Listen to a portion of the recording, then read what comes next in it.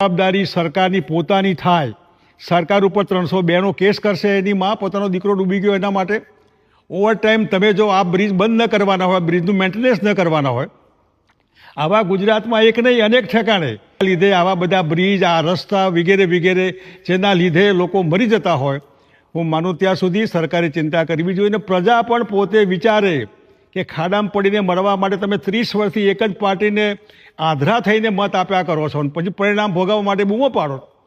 તમને થતું નથી કે આપણે કહેવું જોઈએ કે બરાબર નથી આમાં હિન્દુઓ આવે મુસલમાન આવે ખબર ના પડે આપણે હિન્દુઓ કે કોઈ પણ હોય, આમાં હિન્દુવાદ ક્યાં આવે? અને વધારે પડતો આત્મવિશ્વાસ, કારણ કે પ્રજાને ટેકન ફોર ગ્રાન્ટેડ માની ચાલે, લોકો ક્યાં જવાના? જખમાઈને મત આપવાના.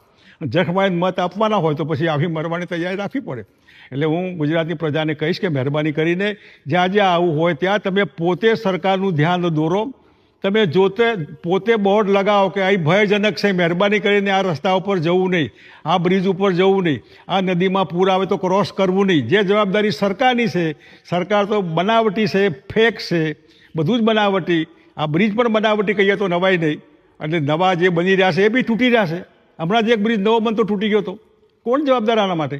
એટલા માટે ગુજરાતની જનતા, શાણી જનતા, વિકાસશીલ દુનિયામાં વહેતી આપણી આ પબ્લિક, એને પોતે વિચારવું જોઈએ.